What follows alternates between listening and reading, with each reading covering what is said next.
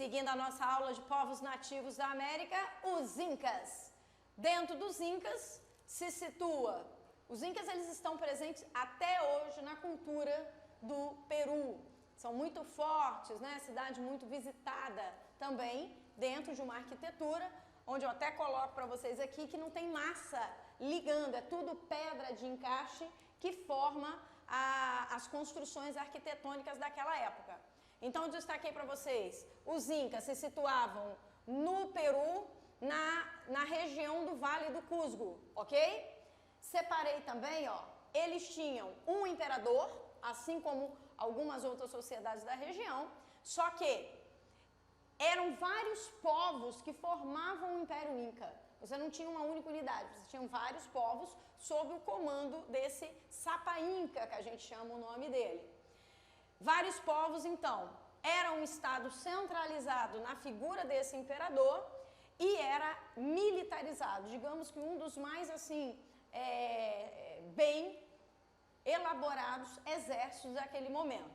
Então, eles eram militarizados, formados, no caso ali a sociedade era formada pelos aristocratas, altos funcionários, sacerdotes, chefes das aldeias, artesãos, militares e escravos. Vou dar alguns destaques que às vezes a gente que usa muito, a gente entende, mas às vezes o aluno não. Então vamos lá. Militarizado a gente entende que é o exército.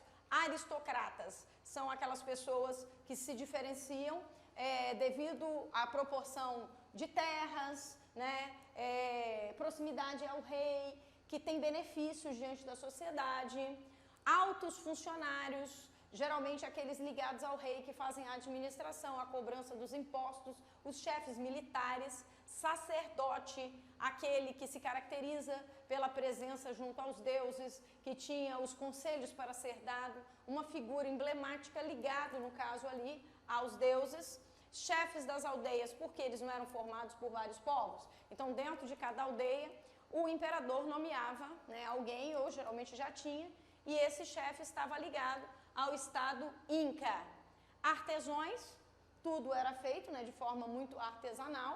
Então, os artesãos ali, os que faziam cestos, né, o que diferenciava as formações.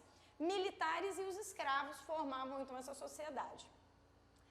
Eles não tinham desenvolvimento da escrita, mas eles tinham um sistema numérico que tinha o nome de quipus.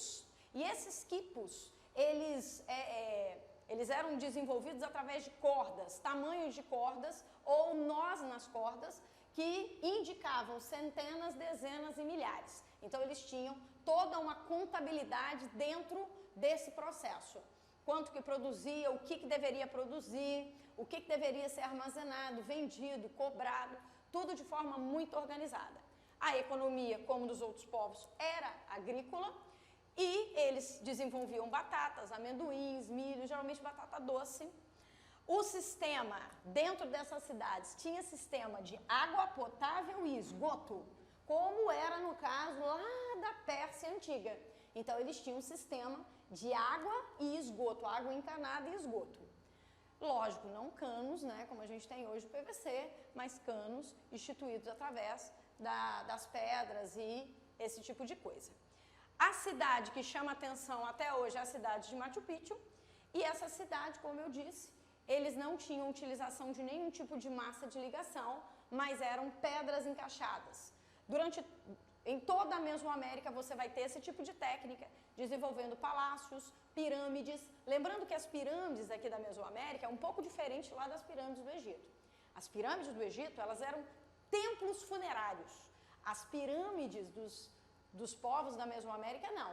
Elas eram elevações onde no topo eram feitos os sacrifícios para que os deuses aceitassem. Porque eles acreditavam que estando um pouco, né, distante do chão, os deuses então entenderiam que era para ele. Então, por isso que as pirâmides do Egito, elas são assim, da mesma forma, só que você acaba entrando dentro dela, você não tem a finalidade de subir, e as pirâmides da Mesoamérica é um pouco diferente. Algumas você até consegue entrar dentro, mas a finalidade é você subir. Beleza? Segue com a gente aí!